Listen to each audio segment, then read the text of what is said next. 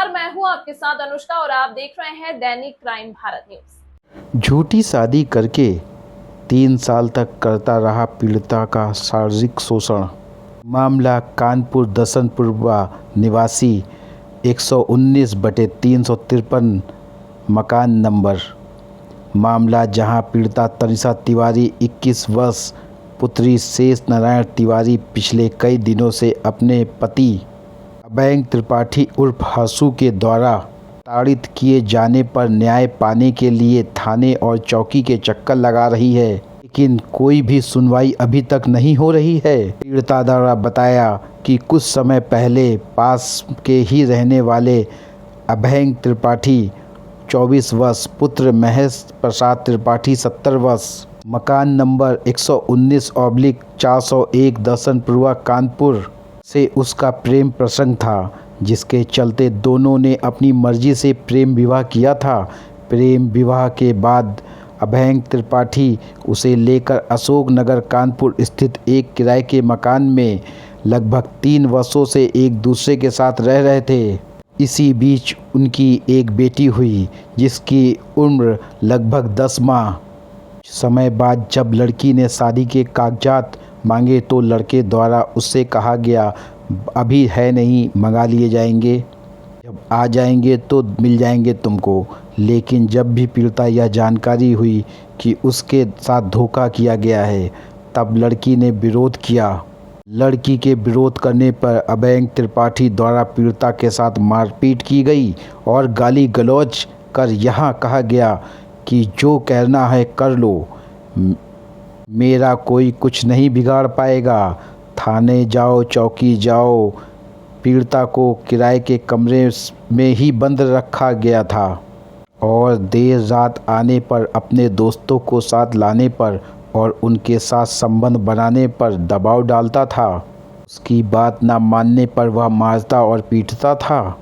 जब पीड़िता को मौका मिला तब वह किराए के कमरे से भागकर अपनी मां के यहाँ वापस आ गई। पति से परेशान होकर पीड़िता ने अपने पति अभय त्रिपाठी से बेहद प्रताड़ित होकर आत्महत्या करने का प्रयास कर चुकी है। पीड़िता महिला ने दैनिक क्राइम भारत न्यूज चैनल के माध्यम से शासन प्रशासन से न्याय की गुहार लगाई और कहा, मुझे जल्दी से जल्दी इंसाफ दिलाइए, ऐसे दोषी को तुरंत जेल भेजा जाए, वो समाज के लिए खतरा है। तनिषा त्रिपाठी। क्या मामला है? हम 3 साल से लव मैरिज है मेरी। हम 3 साल से एक इंसान के साथ रह रहे हैं। मेरे हस्बैंड का नाम अभय त्रिपाठी और फरशू है और वो मेरे साथ 3 साल से शोषण कर रहा है कंटिन्यू। ना मेरी शादी के कागज़ दे रहा है, ना कुछ। एक साल तो मैं मेरे घर वालों से मिलने नहीं दिया शुरू में, ना कहीं अता पता ना कुछ भी। फिर भी कोशिश करके हम उनसे मिले, उनसे बातचीत बढ़ी, आना जाना मेरा घर स्टार्ट हुआ। तो मम्मी ने मेरी शादी के कागज़ मांगे, अगर शादी हुई तो तुम कागज़ दो हमें। तो हमने उनसे कागज़ मांगे, उन्होंने कागज़ हमें नहीं दिए। फिर मेरी बच्ची आ गई थी, 1.5 साल में मेरी बच्ची आ गई। तो फिर हमने कागज़ पता किया तो कागज़ उन्होंने शादी ही नहीं कराई थी, कैंसिल कर दी थी। इस मामले की तहरीर आपने थाने चौकी में दी? थाने में हम पिछले 1.5 साल से चक्कर लगा रहे, कुछ नहीं हुआ। हम जहाँ पे रहते हैं किराए के घर पे, वहाँ पे ताला लगा के छोड़ के चला जाता है। सुबह 9-10 बजे जाता है, अपना 2-2 बजे आता है और ताला लगा के जाता है। और आता है तो अपने दोस्तों को लेके आता है, उनके साथ गंदा काम करने के लिए कहता है, मारपीट करता है। दर्शनपुरवा। अच्छा, और थाना कौन सा लगता है? फजलगंज। चौकी? घुमटी। चौकी में तो ऐसे, चौकी में जो चौकी इंचार्ज है उसका मुखबर है वो, तो चौकी इंचार्ज क्यों कुछ करेगा भाई? उसको मुखबरी कहाँ से मिलेगी अगर वो कुछ करेंगे? मेरा आदमी हरसू नाम है। अच्छा, तो अब क्या कार्रवाई चाहती हैं आप शासन? हम चाहते हैं वो हमें न्याय दिला, उसको जेल भेजे। एक लड़के की ज़िंदगी बर्बाद करे, मेरी बच्चे, हम इसको लेके कहाँ जाएंगे? और आज भी वो हमको परेशान कर रहा है और मेरे किसी और लड़के के साथ रहता है, उससे हमें गाली दिलवा रहा, खुद उससे गाली दे रहा और कल कह रहा है कि हम उसी के साथ रहेंगे, जो करते बने कर ले, मेरा शासन प्रशासन भी कर ले, जितनी तुम्हारे अंदर दम है तुम थाना पुलिस कर लो। क्या नाम है आपका? जी मैं अनीता तिवारी। क्या मामला था? भाई मेरी लड़की, मेरी बेटी पिछले 3 साल पहले घर छोड़ के चली गई। मैंने यहाँ FIR की, मतलब थाने में एप्लीकेशन दी तो पुलिस वालों ने कहा लड़की बालिग है, वो अपनी मर्जी से तो फिर हम अपने घर में शांत हो गए।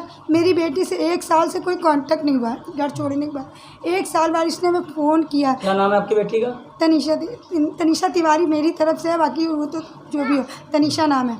तो हम जब उसको उसने मुझे फ़ोन किया, मम्मी हमें तुम्हें देखना है, पापा गुस्सा है, तुम गुस्सा, हमसे गलती हो गई और मेरे साथ यहाँ बहुत गलत हो रहा है।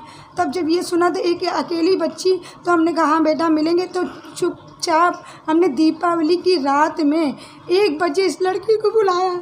ये चुपचाप छुप के आई। फिर चलो हमने इनके पापा से फिर दूसरे तीसरे दिन बात करके हमने चलो बेटी है गलती कर ली, माफ़ कर दो, आने जाने दो। आती जाती थी, लेकिन ये इतना परेशान, इतना टॉर्चर झेली, ये कभी नहीं बताया इसने।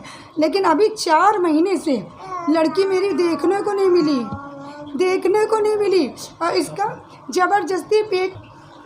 पिछले 20 दिन पहले मेरी बेटी मेरे पास आई तो मेरी बेटी को छीन के ले गए ये लोग, मारा पीटा मेरी लड़की को। उस लड़की छोटी सी बच्ची 10 महीने की बच्ची को छीन के ले गए और पुलिस वालों के पास गए तो उन्होंने बरामद उनके घर से की। अब शासन प्रशासन ने क्या कार्रवाई चाहती हैं आप? शासन प्रशासन से न्याय चाहते कि मेरी बेटी को इंसाफ मिले, इसका वो सिर्फ जेल भेजा जाए उसको, और लड़कियों की भी ज़िंदगी ना बर्बाद हो जैसे मेरी बेटी की है। अगर हमको न्याय नहीं मिलता है तो हम कमिश्नर ऑफिस के पास अपनी लड़की को और खुद अपनी जान दे देंगे, तब तो पुलिस जागरूक होएगी, कि तब भी पुलिस नहीं जागरूक होना चाहती है।